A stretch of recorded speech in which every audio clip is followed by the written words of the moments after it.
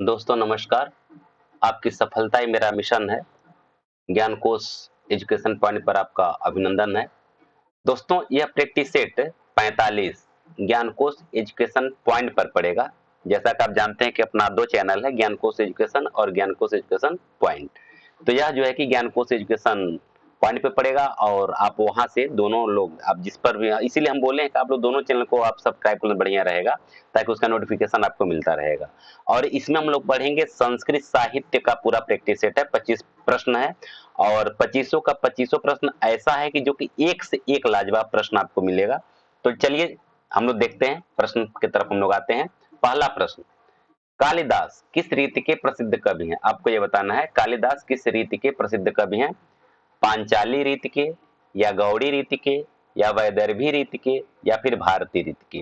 किस रीति के कालिदास प्रसिद्ध कवि हैं, आपको ये बताना है। तो आपका सही उत्तर क्या हो जाएगा? सही उत्तर हो जाएगा सी, वैदर्भी रीति के जो है कि यह प्रसिद्ध कवि हैं। चलिए प्रश्न नंबर 2 हम लोग देखते हैं। किरातार्जुनीयम में कितने सर्ग हैं? किरातार्जुनीयम में कितने सर्ग हैं, आपको ये बताना है। 22 सर्ग हैं, या फिर 18 सर्ग हैं, या फिर 20 सर्ग हैं, या फिर 17 सर्ग हैं? कुल कितने सर्ग हैं किरातार्जुनीयम में, आपको ये बताना है। तो आपका सही उत्तर क्या हो जाएगा? आपका सही उत्तर हो जाएगा बी, 18 सर्ग हैं। आइए प्रश्न नंबर 3 हम लोग देखते हैं। ऋतु संहार में कितने सर्ग हैं? ऋतु संहार में कितने सर्ग हैं, आपको ये बताना है। 6 सर्ग हैं, या 7 सर्ग हैं, या 9 सर्ग हैं, या फिर 10 सर्ग हैं? ऋतु संहार में कुल कितने सर्ग हैं? तो आपका सही उत्तर क्या हो जाएगा? आपका सही उत्तर हो जाएगा ए, 6 सर्ग हैं। प्रश्न नंबर 4 देखा जाए। मालविकाग्नि मित्र कितने अंक हैं? मालविकाग्नि मित्र में कितने अंक हैं? मैं छूट गया, इसको ध्यान दीजिएगा। मालविकाग्नि मित्र में कुल कितने अंक हैं, आपको ये बताना है। 5 अंक, या फिर 7 अंक, या फिर 8 अंक, या फिर 10 अंक? कुल कितने अंक हैं, आपको ये बताना है। तो आपका सही उत्तर क्या हो जाएगा? आपका सही उत्तर हो जाएगा ए, 5 अंक हैं। आइए प्रश्न नंबर 5 हम लोग देखते हैं। प्रश्न नंबर 5 क्या है? कालिदास ने अपने पूर्व नाटककार भास का वर्णन अपनी किस रचना में किया है, आपको ये बताना है। कालिदास ने अपने पूर्व नाटककार भास का वर्णन अपने किस रचना में किया है? अभिज्ञान शाकुंतलम में, या विक्रमोर्वशीयम में, या मालविकाग्निमित्रम में, या फिर रघुवंशम में? किसमें किया है, आपको ये बताना है। तब का सही उत्तर क्या हो जाएगा? सी, मालविकाग्निमित्रम में ये किया है। बहुत इंपॉर्टेंट प्रश्न है, आप इसको जरूर नोट करें। प्रश्न नंबर 6, विक्रमोर्वशीयम में कितने अंक हैं? विक्रमोर्वशीयम में कुल कितने अंक हैं, आपको ये बताना है।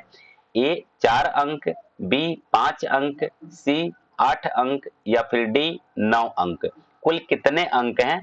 तो आपका सही उत्तर क्या हो जाएगा? आपका सही उत्तर हो जाएगा बी, 5 अंक हैं। ठीक है ना।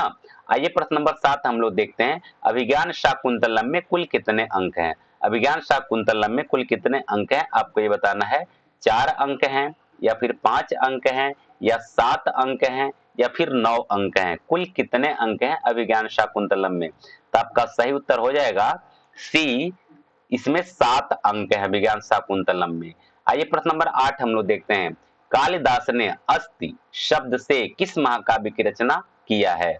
अस्ति शब्द से किस महाकाव्य की रचना किया है? बहुत इंपॉर्टेंट प्रश्न है।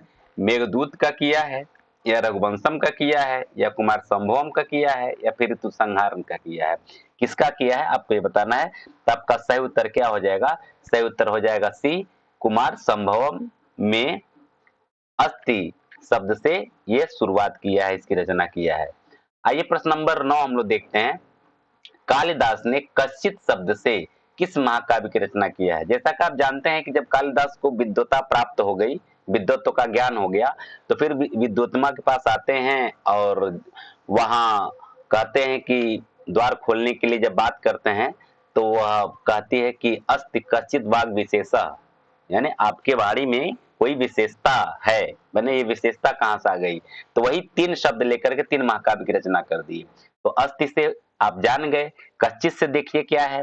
कश्चित से मेघदूत की रचना किए हैं, या रघुवंशम का किए हैं, या कुमार संभवम का किए हैं, या ऋतु संहार का किए हैं? तो आपका सही उत्तर क्या हो जाएगा? आपका सही उत्तर हो जाएगा ए, मेघदूत की रचना इन्होंने किया है कश्चित से। और प्रश्न नंबर 10 देखिए। कालिदास ने वाग विशेषा शब्द से किस महाकाव्य की रचना किया है? वाग विशेषा शब्द से, यानी 3 शब्द वह विद्वत्मा पहली बार बोली और तीनों शब्द से 3 महाकाव्य की रचना इन्होंने कर दिया।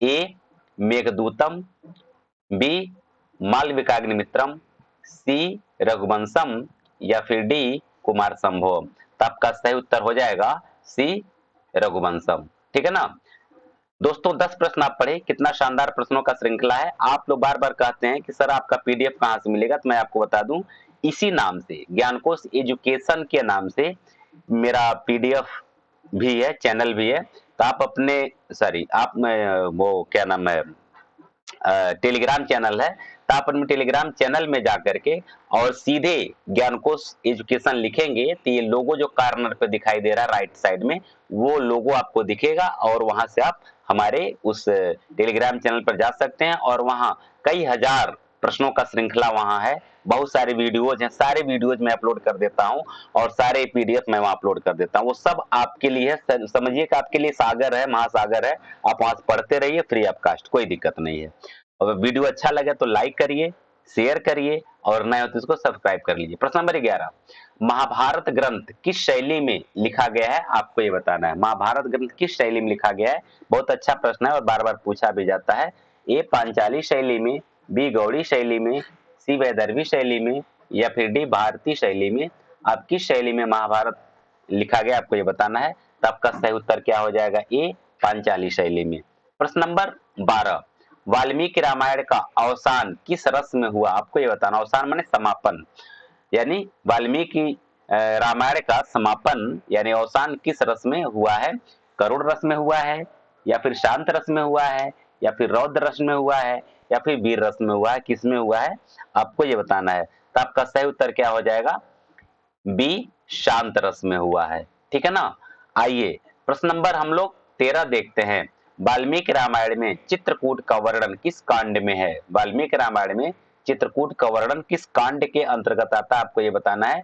अयोध्या कांड, या अरण्य कांड, या किष्किंधा कांड, या फिर सुंदर कांड, किस कांड के अंतर्गत ये चित्रकूट का वर्णन किया गया है? तो आपका सही उत्तर क्या हो जाएगा? ए अयोध्या कांड के अंतर्गत है ये। ठीक है ना। आइए प्रश्न नंबर 14 हम लोग देखते हैं। वाल्मीकि रामायण में पंपा सरोवर का वर्णन किस कांड में है? वाल्मीकि रामायण में पंपा सरोवर का वर्णन किस कांड में है आपको ये बताना है। अयोध्या कांड में, या अरण्य कांड में, या किष्किंधा कांड में, या फिर सुंदर कांड में, किस कांड में है आपको ये बताना है। आपका सही उत्तर क्या हो जाएगा? आपका सही उत्तर हो जाएगा सी किष्किंधा कांड में। प्रश्न नंबर 15, आइए हम लोग 15 देखते हैं। महाभारत में किस पर्व में श्री कृष्ण द्वारा गीता का उपदेश दिया गया है? मैंने श्री कृष्ण द्वारा गीता का उपदेश किस पर्व में दिया गया है आपको इसका उत्तर बताना है। विराट पर्व में, या उद्योग पर्व में, या भीष्म पर्व में, या फिर अनुशासन पर्व में, किस में दिया गया आपको ये बताना है। तो सही उत्तर क्या हो जाएगा? सी भीष्म पर्व में दिया गया है। प्रश्न नंबर 16, महाभारत में किस पर्व में भीष्म का स्वर्गारोहण दिखाया गया है?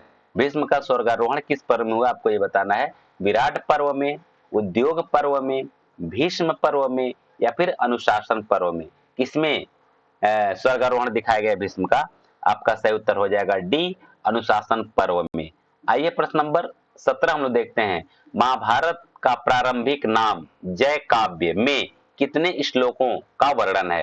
यानी महाभारत का जो प्रारंभिक नाम था उसका जय काव्य था।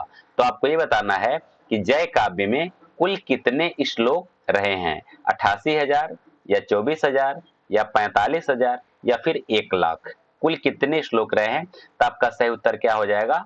88,000। ठीक है ना। ए 88,000 श्लोक रहे हैं शुरुआत में। अब आपको ये बताना है 18वां प्रश्न, महाभारत में कितने श्लोक है? बाद में कुछ श्लोकों को जोड़ा गया, तो कितने श्लोकों को जोड़ा गया, कब, इस समय महाभारत में कुल कितने श्लोकों की संख्या आपको ये बताना है।